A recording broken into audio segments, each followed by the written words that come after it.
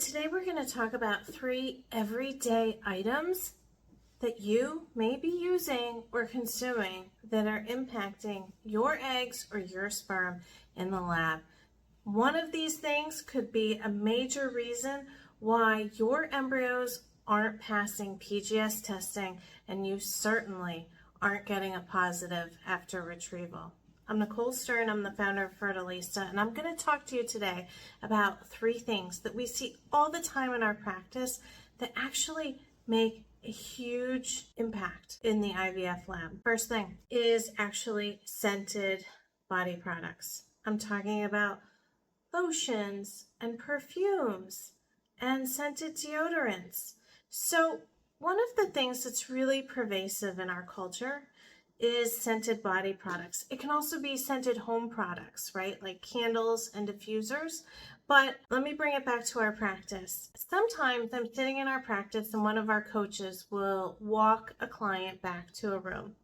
And the client will pass by me and I will smell something like apple orchards or lilac fields as the client walks by. Now, I'm not making fun of her.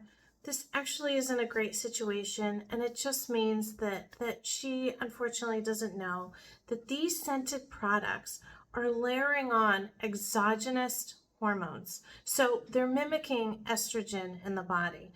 I know that when a client walks past me, and I'm not even working with the client, but I can smell that. I can smell something that's artificial that they've put on. I know the coach is going to walk out of the room and say, Nicole, I feel so bad. This client has PCOS, polycystic ovarian syndrome, and she's really struggling. I already know this. Why do I know this? I know that she's going to have either a metabolic disorder or an anovulatory disorder, so a problem with her ovulation, based on the fact that she's been frequently using scented body products, probably for years. And this has really impacted how she ovulates. Don't use scented products. Please stop that right away. When it impacts how our body metabolizes estrogen and takes in the information from estrogen in our brain, I know that those eggs aren't going to be able to mature properly. So even if she goes through IVF, because we already know she's been trying to conceive naturally for a while, especially if she's now at the point of IVF, that's going to ultimately impact how many follicles get retrieved at retrieval time. If those follicles are having a hard time maturing, even with medications like Gonal-F and Follistim,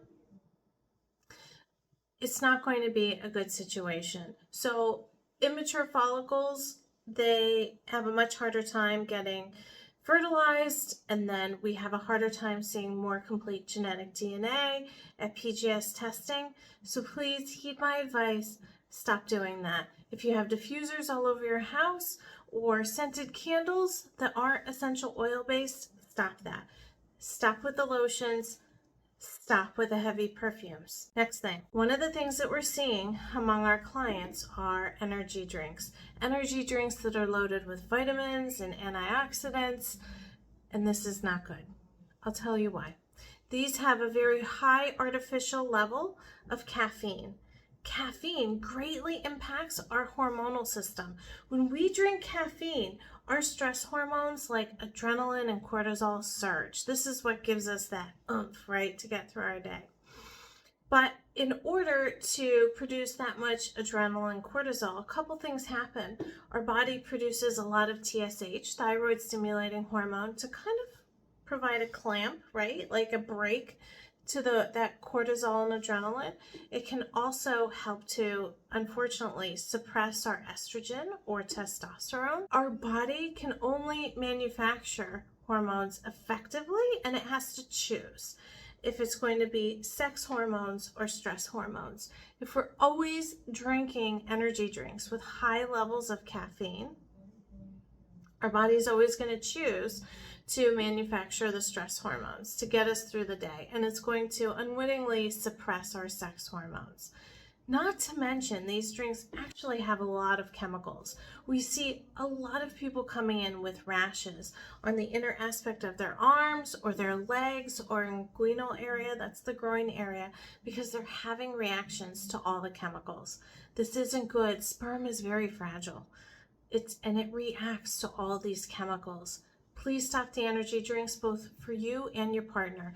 If you absolutely need caffeine, drink an organic coffee or drink organic tea. Not tons of it, but energy drinks should not be your option to get you through your day. The third thing that's really important that we're seeing over and over and over again is vaping. So a lot of times clients think vaping is actually healthier than drinking. They're making a healthy lifestyle choice. There's even a term called California sober. That's when you vape or take in marijuana, but you're not drinking. Again, sperm is so reactive to marijuana. So we're going to see reduced sperm levels. We're also going to see a higher frequency of morphology issues, shape issues with the sperm, and we're going to see more DNA fragmentation in the lab with sperm when the client has been vaping. So I want you to stop vaping, stop drinking energy drinks, and stop with the scented products. You're going to see a huge change in the lab if you do any of these when you go through your IVF cycle. I'm Nicole Stern, founder of Fertilista. I really want to see your next cycle successful. I really want to give you real-time advice, feet on the ground advice that we see every day in our practice to make your IVF cycle successful. See you soon.